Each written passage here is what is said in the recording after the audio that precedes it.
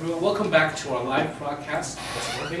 So we are going to continue with your photos. Is that okay? Sure. Yeah. So then we can maybe. Where is this?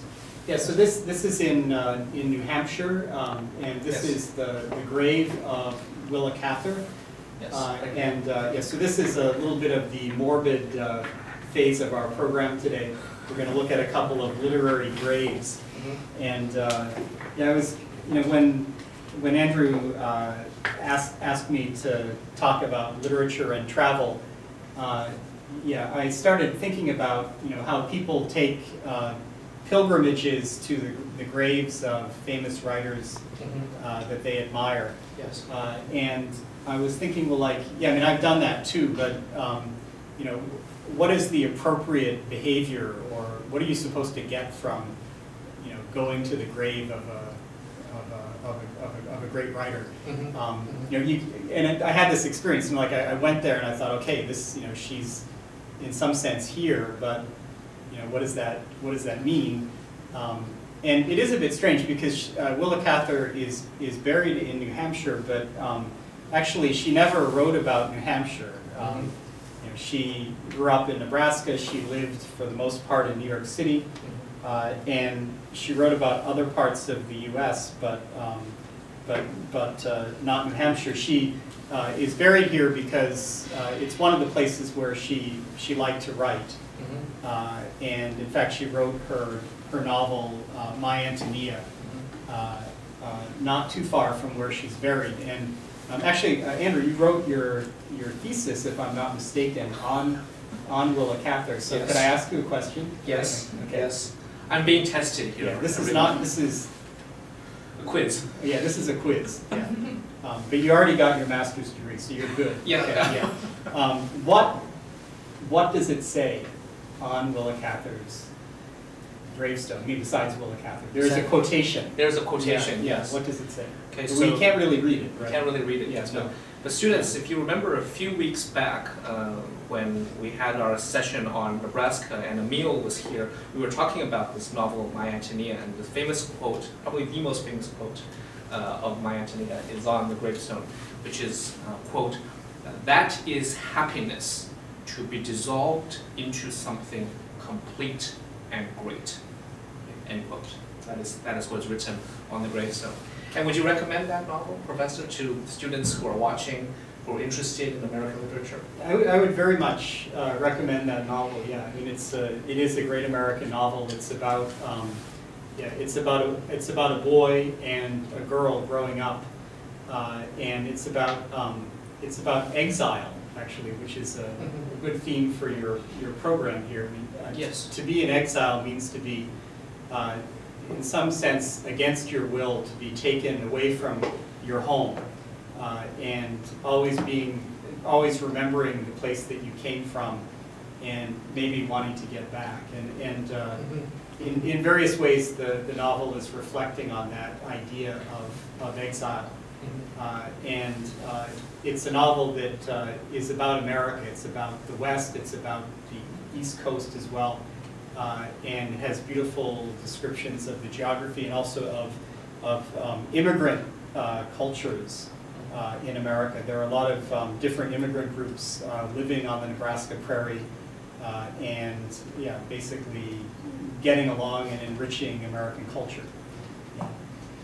So, do I pass the quiz? You passed the quiz, yes. So yes, here is a close-up of the grave. So the next slide is okay. Well, this is a picture of Nebraska, just to show, to make the point that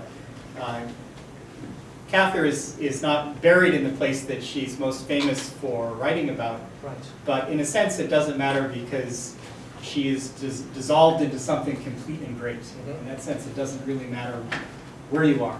Right. Let's go to the next slide. Okay, and you get the idea from these slides that I just spend my time traveling around from one literary landmark to another. That's not quite true, but this is me a few years ago in Rome. And this is the grave of John Keats, the great Romantic poet, English Romantic poet John Keats, who is also, in a sense, buried in exile. He died of tuberculosis when he was in Rome, and very young, yeah, very young. So he's buried in the Protestant cemetery in Rome. And what's interesting about his gravestone is that you'll notice it doesn't have his name on it. Right? It says this grave contains all that was mortal of a young English poet, etc., etc. And then there is a quotation, "Here lies one whose name was written in water." Which the implication is that Keats would, in some sense, his name would be forgotten. But of course, his grave is all the more famous for the fact that it doesn't have his name on it, right? And there are many pilgrims actually who come to pay homage to Keats here when tourists are visiting Rome. If they love Keats, they go to this cemetery. But again, it's a bit of a strange feeling when you're there because Keats didn't especially write about Italy. He's a British Romantic poet. I mean, it's an odd juxtaposition, but it was. I was moved by the anonymity and the sort of humility of this grave. Yeah. You were mentioning that some people don't quite know how to behave, or something. They're not quite sure how to behave. Yeah. I remember, so some people leave flowers, right, or they leave a stone there. They take a photograph. I remember that Oscar Wilde's grave. People kiss the plexiglass. Do they? Yeah. Oh, So there's this. Yeah.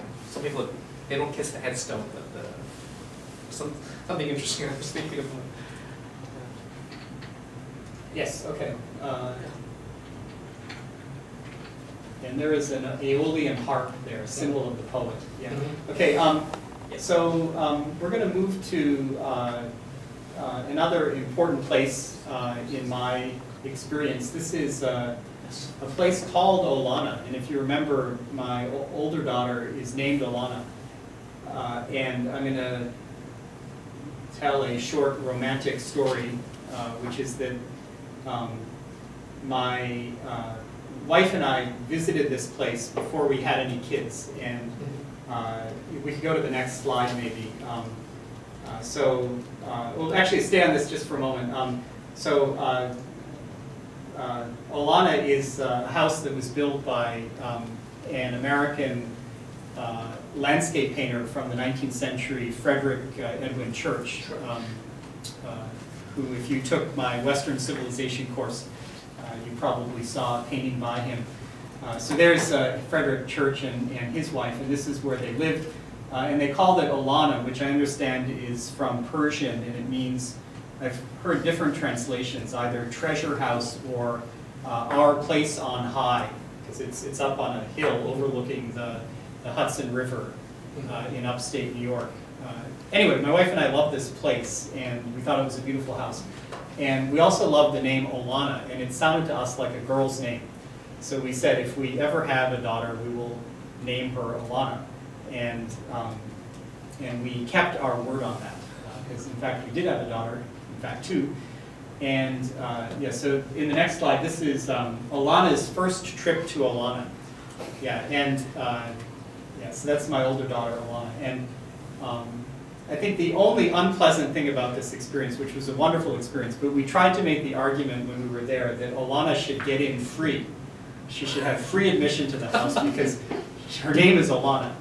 And they didn't buy that argument. Instead, they gave her a special stamp on her ticket or something. Yeah, we just figured it was worth a try. But anyway, there is Olana in front of this this house, which is has a kind of Middle Eastern aesthetic. Yes. Yeah. Excuse me. The internet just